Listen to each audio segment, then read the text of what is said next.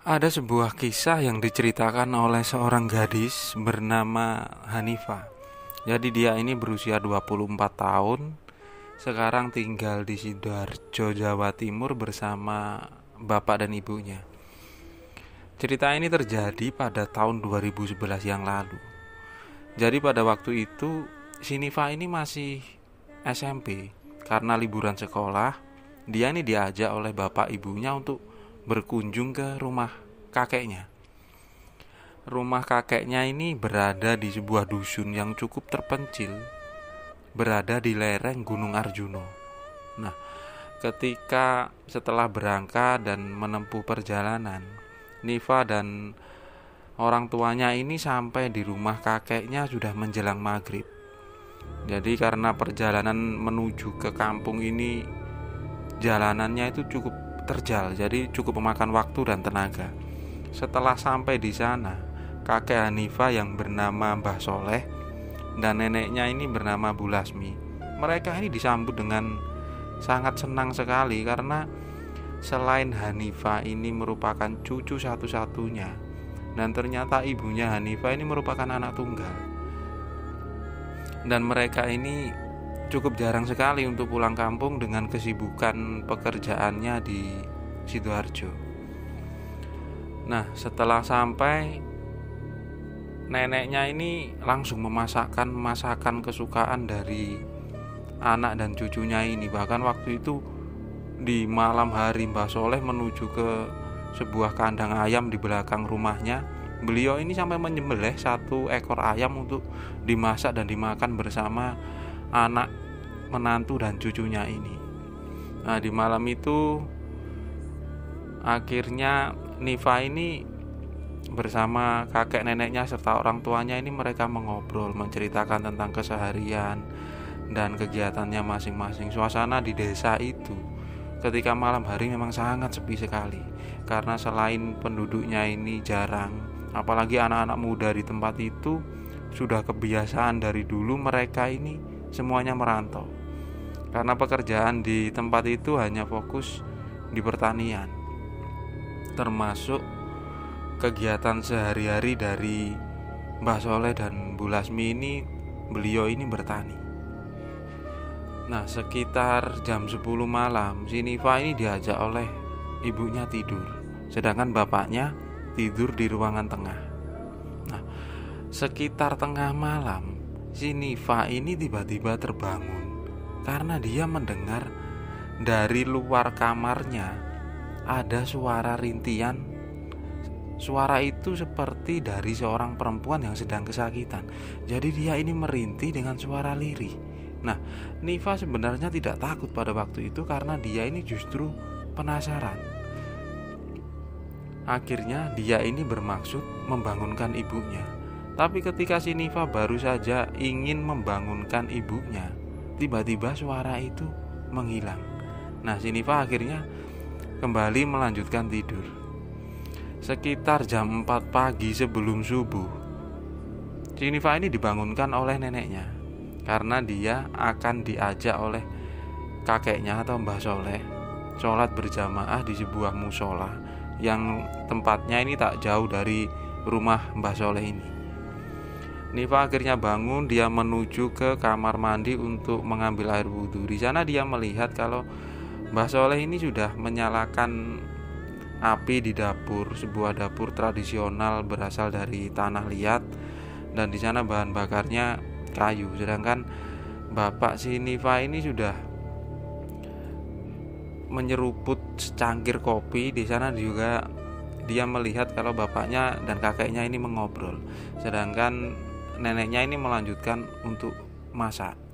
Nah, setelah selesai wudhu, suara azan itu terdengar, azan sholat subuh dari musola, dan suaranya ini sangat lirih sekali karena yang azan ini terlihat orang yang mungkin sudah berumur tua.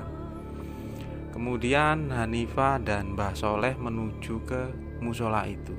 Jaraknya sekitar 100 meter. Jadi dia berjalan di sebuah jalanan yang terbuat dari tanah liat yang atasnya ini ditata oleh batu-batu kecil. Di sana sangat sejuk sekali karena maksud dari Mbah Soleh mengajak si Nifa ini supaya dia menikmati suasana perkampungan dan udara yang sejuk yang mungkin sudah tidak dia dapatkan selama tinggal di kota. Karena Hanifah sangat jarang sekali berkunjung ke rumah kakeknya ini, mungkin hanya pada momen-momen tertentu atau pada waktu lebaran saja. Kemudian Hanifah dan kakeknya masuk ke sebuah musola itu. Di sana hanya ada 3 orang laki-laki dan 2 orang perempuan sebagai jamaah sholat, itu termasuk si Hanifah.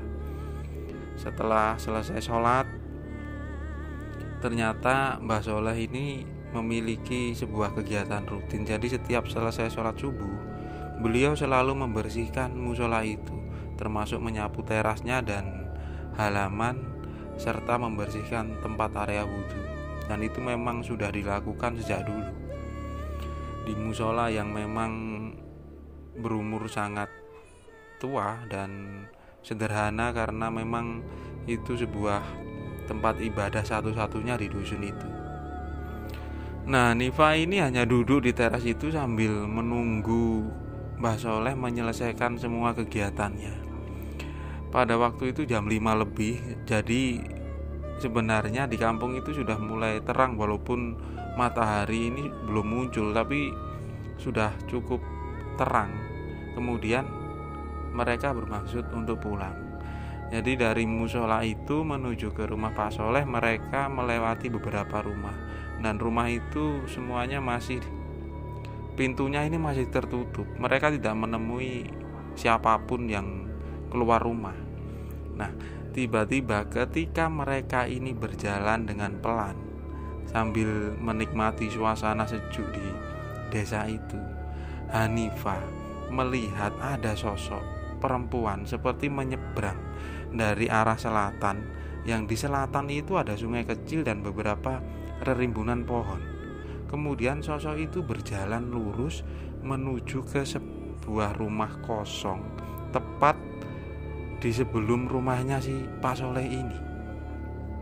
Yang aneh menurut Hanifah adalah sosok itu berjalan tapi seperti setengah melayang, jadi hanya lurus terus menuju ke rumah itu. Nah, pada waktu itu Hanifah ini langsung bertanya kepada kakeknya atau kepada Mbah Soleh ini, "Lho Mbah, niku sinten Mbah? Kok mlebet rumah mriku?" Atau artinya, "Mbah itu siapa? Kok ada orang yang masuk ke rumah itu, padahal rumah itu adalah rumah kosong?" Kemudian Mbah Soleh ini langsung memegang tangan si Hanifah ini. Beliau tidak menjawab, sambil menarik tangan si Hanifah supaya mereka ini berjalan agak cepat. Nah, ketika tepat berada di depan rumah itu, ternyata Hanifah dan Mbah Soleh ini memang dengan jelas melihat ada sosok perempuan sedang berdiri di depan rumah itu, tapi dengan posisi membelakangi mereka. Nah, ketika Mbah Soleh ini terus melihat ke sosok itu, tiba-tiba sosok itu seperti masuk ke dalam rumah, yang padahal rumah itu dalam posisi semuanya tertutup. Tak beberapa lama, ada sebuah jendela yang setengah terbuka. Tiba-tiba jendela ini langsung menutup dengan keras sekali. Padahal waktu itu mereka tahu kalau rumah itu kosong dan tidak berpenghuni, dan suasana waktu itu sudah agak terang, jadi bukan malam hari lagi. Ada akhirnya Mbah Soleh cuma bilang ke Hanifah, "Sudah nduk, gak usah dipedulikan, ayo cepat kita masuk ke dalam rumah." Karena rumah kosong itu tepat bersebelahan dengan rumahnya Mbah Soleh ini. Rumah yang terbuat dari papan dengan pagar bambu yang sudah rapuh, dan di pekarangannya ini banyak rumput-rumput, karena rumah ini memang ditinggalkan oleh pemiliknya lebih dari 10 tahun. Nah, ketika Hanifah ini sudah mulai masuk ke dalam rumah, kakeknya ini langsung membawa dia ke dapur, kemudian mengambil air dari sebuah tempat air yang terbuat dari tanah atau biasa disebut dengan gentong. Nah, waktu itu langsung Mbah Soleh ini mengusap wajah dari Hanifah beberapa kali. Sedangkan neneknya ini kemudian bertanya kepada Pak Soleh ini, ada apa tuh Pak? Kemudian Pak Soleh ini bilang kalau tadi dia dan Hanifah sempat melihat sosok yang ada di rumah kosong itu, karena takut si Nifa ini keteguran, jadi dia diusap wajahnya supaya dia ini tidak seperti ketakutan. Dan pada waktu itu kebetulan ibunya Hanifah ini karena sedari tadi membantu neneknya untuk memasak, dia ini bertanya karena ada sedikit penasaran, "Sinten Pak? Ratih tah?" Kemudian Pak Soleh ini cuma mengangguk. Nah, Hanifah kemudian hanya duduk di samping ibunya, mendengarkan obrolan yang dibahas oleh kakek, nenek, dan ibunya tentang siapa itu Ratih. Jadi sekitar tahun 2000-an awal, di tempat itu ada seorang gadis. Gadis ini bernama Ratih. Jadi Ratih ini pada waktu itu merupakan teman sepantaran atau seusia dari ibunya si Nifa ini. Nah, karena si ibunya Nifa ini setelah lulus bekerja di Sidoarjo, sedangkan si Ratih ini menurut kabar dia ini bekerja di Jawa Barat. Ratih ini merupakan anak yang terkenal pendiam, dia ini manis, bahkan sering dikejar-kejar oleh pemuda di kampung itu karena dia ini merupakan bunga desa di kampung itu. Nah, Ratih ini bekerja di Jawa Barat, dia ini jarang sekali pulang. Bahkan komunikasi dengan keluarga pada waktu itu sangat jarang sekali. Sesekali saja dia ini pulang ke rumah pada waktu lebaran. Nah, selama 3 tahun si Ratih ini bekerja di luar daerah. Pada suatu hari tiba-tiba dia ini terlihat di rumah, dan itu cukup lama sekali. Jadi para tetangga ini sempat bertanya tentang keadaan si Ratih, kenapa dia kok tiba-tiba di rumah. Dan ternyata Ratih ini mengalami sebuah sakit. Bahkan pada suatu malam ada seseorang yang lewat di depan rumahnya si Ratih ini. Di sana itu dia mendengar suara rintian seperti orang kesakitan. Menurut cerita dari orang tua si Ratih, dia ini mengalami sakit, dan sakitnya ini merupakan bukan penyakit medis seperti terkena guna-guna atau teluh. Bahkan sudah berkali-kali dicarikan pengobatan mulai medis bahkan pengobatan tradisional, tapi si Ratih ini tidak kunjung sembuh. Sempat terdengar desas-desus cerita bahwa ketika dia merantau, dia sempat bertengkar dengan salah seorang teman perempuannya karena ada seorang laki-laki yang menyukai si Ratih, tapi perempuan ini tidak terima. Kemudian si Ratih ini dia dikirim teluh atau guna-guna. Semenjak itu Ratih menjadi sakit, karena mungkin sakitnya ini terlalu parah, jadi akhirnya dia pulang. Ibunya pun merawat dengan sabar. Bahkan semenjak itu Ratih tidak pernah terlihat keluar rumah. Hanya sesekali saja dia terlihat duduk di teras rumahnya. Tak beberapa lama kemudian, sekitar 4 atau 5 bulan, ternyata si Ratih ini meninggal dunia dalam keadaan dia ini belum menikah. Pada waktu itu setelah di acara pemakaman, bahkan acara tahlilan, selang beberapa minggu sempat terdengar ada orang bilang kalau dia ini bertemu dengan sosok si Ratih ini berada di sebuah jembatan yang masuk ke kampung itu.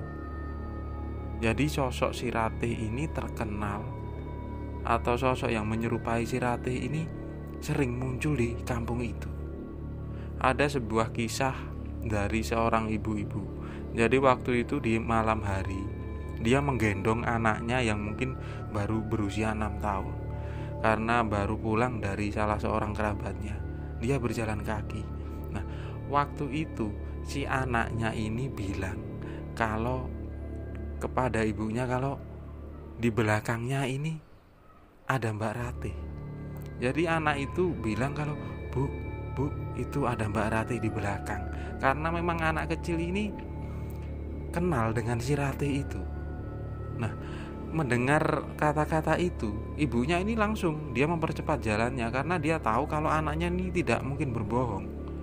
Nah, setelah itu beberapa kali juga ada orang yang melihat seperti sosok si Ratih ini sedang duduk di sebuah tempat yang berada di pinggir kampung itu.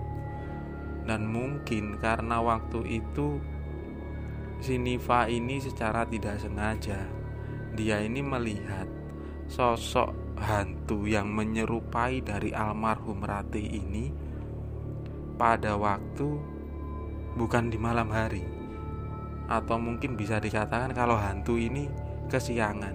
Dan entah kenapa mungkin dia sekarang sudah menghuni rumah kosong yang sudah ditinggalkan oleh pemiliknya selama bertahun-tahun, yang kebetulan juga rumah itu tepat bersebelahan dengan rumah kakeknya atau Mbah Soleh ini. Itulah sedikit pengalaman dari Hanifah pada tahun 2011 yang lalu. Terima kasih buat teman-teman yang sudah menonton video ini. Jika teman-teman suka, tekan tombol like. Jika tidak suka, tekan tombol dislike. Itu pun kalau tega. Komen ya, kasih masukan, atau kita berbagi cerita horor. Subscribe, share juga boleh. Terima kasih dan wassalamualaikum warahmatullahi wabarakatuh.